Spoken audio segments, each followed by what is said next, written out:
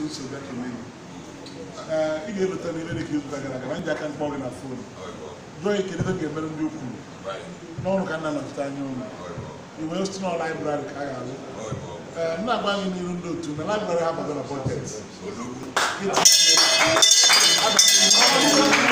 a ga-alụ ndị ukwu laibrarị n'ebe ukwu civic center maka ịtụ aka ikidelu m eti ego m ibe m kwere na nkwa bụ na ibe m jebere Abuja ime oge nọchite ndị be anyị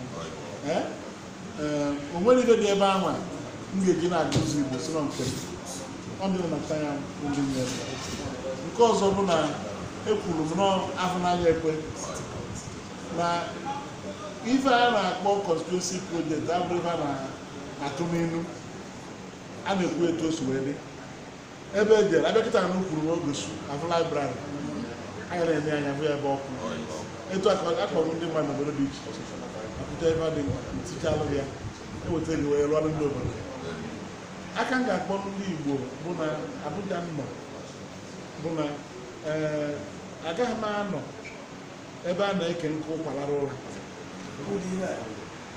ekere ebe agụ nkwọ ndị Igbo akarịgo ndị a ga-eji wee na-emezu ọnụọgụ ma ọ na ha eso ozu dị ma ncha ejego m ọwụrụ na-ege ntị ibe m na-ekwu ọnwa na-abụ ka nnọ ọnwa na-abụ awa nnọ etigo m ọrụ n'okwu dị iche iche na Naịjirịa eburu bata na nke na ndị vigilante egbe tima mba na ndị Anambra tiwepụ Anambra na ndị vigilante eji egbe ma anyị chọrọ ka Anambra ebe ha so mee ka anyị na-alarụ ụlọ anyị epu me na sineti onye mere na IG nara azụ n'ọdụ onye okwozi mebe n'ike n'ike ọnụ maka ekwuru nye iti ma IT tupu agụa news before inside the parliament ebe na-ekwu maka vigilante ya onye ọrụ na-anụ ya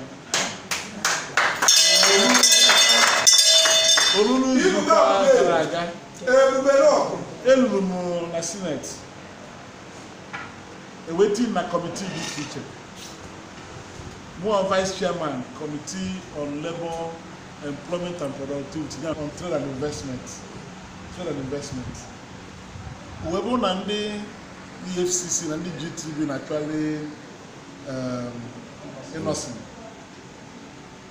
nwesịba na amara m maka okwu a maka na trade and investment wee tinye public hearing on na kesi innocent na ndị GTB wee kwụsị Lagos kwesịrị ige wee je nọ na kọmitii mbọsị public hearing ndị EFCC a bịara wee kwuru ebe ahụ wee gwa ndị GTB bịanụ ọ wepụ aka enwe n'oge o mere aka mmadụ n'ọva na-eme arụ a na-esi na iji aba na-eje ụkwụ ha na-apịrị mkpụrụ adịrị ya na onwere ihe onye ameba mbọsọ ya ka ikpe agba mbọ bịa akpọta ndị EFCC nwa wejere okwu na EFCC na nke ọzọ na mma ebe mmiri si wee baa n'okpukpe ọgụrụ na mụ ya bụ sinetọ bitume na gọvanọ ha megetive na ya ha je ka ha na ịnọsị mkparịgo onwe ụgwọ ji ịnọsị na akwụ ịnọsị ma ọ bụrụ na ije kpọ ndị uwe ojii ma ọ ndị EFCC ga achọrọ ịnọsị na ya nọrọgo na onyere ememe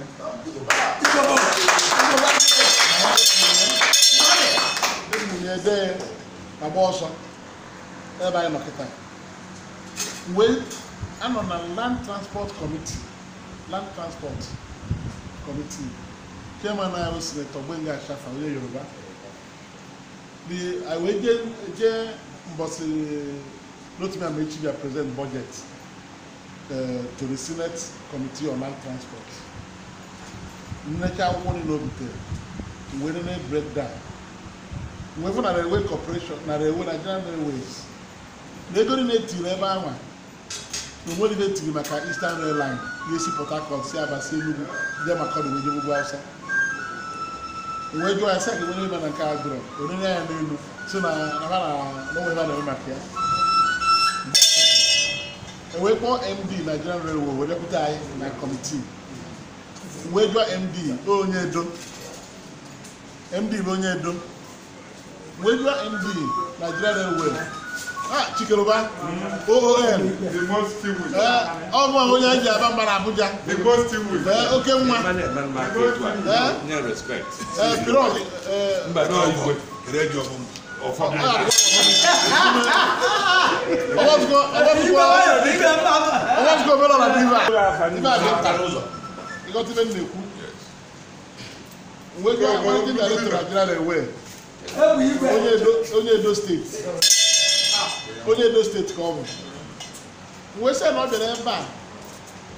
Senate committee may have approved CCTV camera.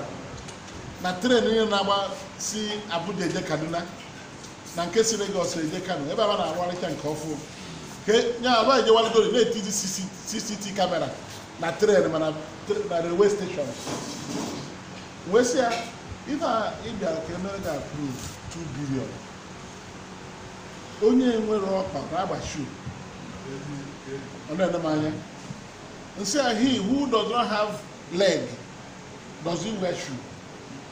I said no. I said okay. The Eastern Rail Line has collapsed, and they are putting CCTV camera on trains that are flying other routes in Nigeria. You can get an ego make it. It's a neighbor in the northern man. The man of Porto should be see Naka. No, when you can. We say na Enugu railway station. Any the CCTV camera maka train ada dia. Ni use emergency make catch ya dey maka train ba bia. Asu lo si na kan. So o maka o ku lo si na kan. Kan we demotion. Ndi we je Senate na Wednesday gara aga.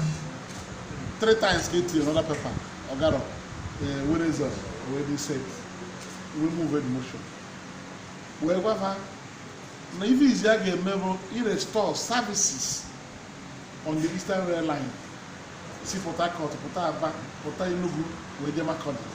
Na train na agbazie, na mgbe na nwata. Train na egbu hon by 4 AM o gafe. Nevivia, we leave a cross on the main road. Ka train ga. Na kita azụ nwezi ije na rail line. Railway crossing, gbafe lo nwere train na ga ni. Now the first prayer in my motion book to restore services on this side of the line. Even on Nigeria they beat $6.8 billion from Chinese Exim Bank. Railway lines in Nigeria. Dozen convert here narrow gauge to standard gauge. Body can carry in Britain. Eastern Rail Line Nigeria.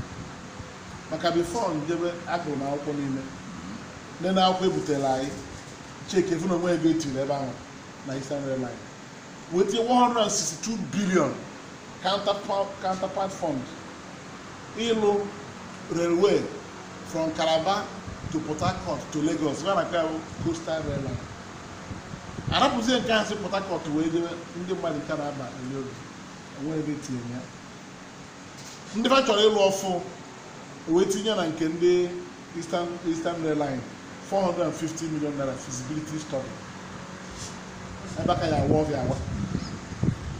So ndị na-echaya na we tinye na motion. Na Eastern Rail Line they are one of the beneficiaries of the $6.8 billion Nigeria borrow. And go in a Senate. So you know when I support Mike. NNM budget 2018. We have no way cover it in Eastern Rail Line budget. Waiting here, now my motion, the Eastern Rail Line must be included and reflected in the 2018 budget. Listen to me, approve. Oh, man, I approve. Kagemade, Tenola. We have even in Indiana. We skating a sport from Makurdi to Boko to Jalingo to Yola.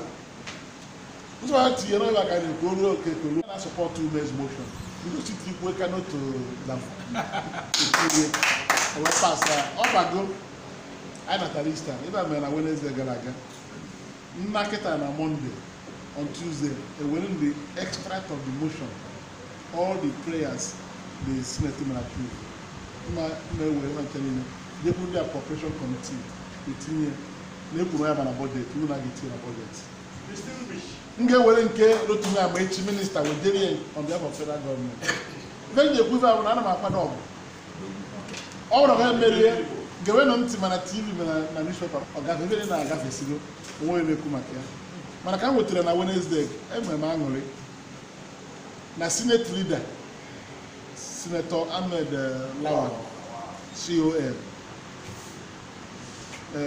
kemgbe m bịara na Senate o were m dịka nwanne ya emere na ọmanye onye yobe okwu esi n'ibe na nkwu na motion mana ya na-asọpọt ya si tinye ego weta ego ka nye lụọ Eastern Rail Line etu esi eme ndị nke ọzọ ike ekwere mmadụ deputy senate president manye ba mbasị na ife a na-eso okwu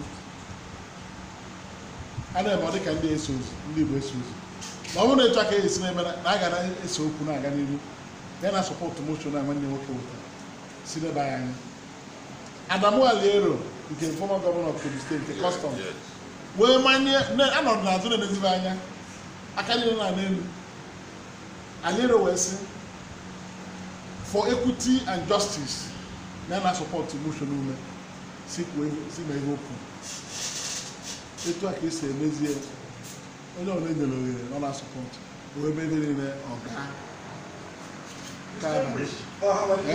Igbo bụ agụle ebe njidere Abuja elu ife aka ji alụ aka ebe m bịara ịgwa gị n'ebe a bụ na etu isi bụrụ dike eze dike etu a ka m siri nụrụ adị m atụ ụjọ ikwu ibe dị mkpa ka m kwuchara ya sinetọ Gbenga Ashefa maka eji eme ọfịs ego ya na ndị etiti moshon ọsị ka anyị jefu minista sana m anaghị jefu minista mwucha dị moshon emechazi ya ka anyị jefu minista ọsị m n'eziokwu na apasịcha ya ka estreti n'ezi aka minista mbọsị ha jụọ ya sị as chairman of transport committee kere ihe ọ na-ekwu okunie wee sị na ọkọ ọgụrụ m ife a ebe medere last year ka ọ gwara m ebe anọ kịta na m were strong member of the committee na m ga-esonye oversight function n'ife a na ewuru a ga-eme etu ahụ ọ dị okwu ọ dị rekọd so wee sị na ndị a na-efegharị ebe a ịgọgoro m ọvọ na m ga-eje ije nke ugboro na-abụ dị mkpa ka e wee nwee ohere ịlụ ọrụ rubie ya ime ibere na ife na-akpali gị ma ndị na-asụrụ n'ime ma ndị na-eje ije abalị ọ bụrụ ife a na-eji Abuja eme ka m na-eji ime aka ekwuru n'okwu ego ha 266 million ka Anambra Central kete na constituency projects etinyego m in projects 17 projects because na nọ na 8 committees agago m round wetakwa around 280 million additional with kekwe na different communities in Anambra Central tinye agrom interested in money of 570 million and never see any what even jeme ebe ha na arụ every day mmadụ bata ọsị na ndị na-arịta ya ego na etinye project ịchọghị ebe isi na azụ wete wepụtara gị ego wee chụọ ọsọ chọrọ ego mbere ego ebe a ọrụ ka anyị bịara izu so nke a gaana mana ebe dị m mkpa bụ ibe ndị anwa na-enye ndị Igbo nsogbu eji awa ekewe oke alapụ anyị nga na-abụ isi mmiri na abụ isi ọ ga na-esi isi onwere gị mmadụ ga-eme m onwere mmadụ ga-eme m maka agwara m na motion m quote section 15 of the Constitution that the government of Nigeria shall run its affairs and give all parts of Nigeria sense of belonging so that national loyalty will override the sectional loyalty. So there is need to balance things. All in the Constitution. So in Koran, the everyone over there. Every kechari $6.8 billion, so 2.2 trillion naira. Onwe keke ndị Igbo. Onye kere na ọma ihe. So ana m ekele gị na sị na nke ambịa ama na ụlọ na omume n'ihe esi wee mee. Mana ọ ka ịmara abụghị m ndị be anyị n'oge sinetọ ga-eje Abuja na-arụ bus stop na ọ ga-ana bus stop a na-ekwu agbakwa ezigbo bus stop nọ iru efu obere ibe ka ekpuru na agịga ọbịa etinye benchi na abụ Asima constituency project. So se don fugere wona n'ise. Isi n'ise na-eje n'Igbo. N'aka ekpe ọ dị n'okwu. Efo nwa obere ife na gọbịa. Ahịa etonio eti ebe nchi na abụ. Amadike emesi bụ ife dị etu ahụ. Ọ ga na gwa jisike ọ ga-adịrị mma. Ama na kịta anyị ligotere n'ọkwa bụrụ chairman Anambra Central Secretarial Zone Traditional Rulers Council. Ife ya agbanwe. Ife ya agbanwe maka ị na-atụ ụjọ. Onye gwa egwe ya n'iru, ide ekwu n'azụ. So na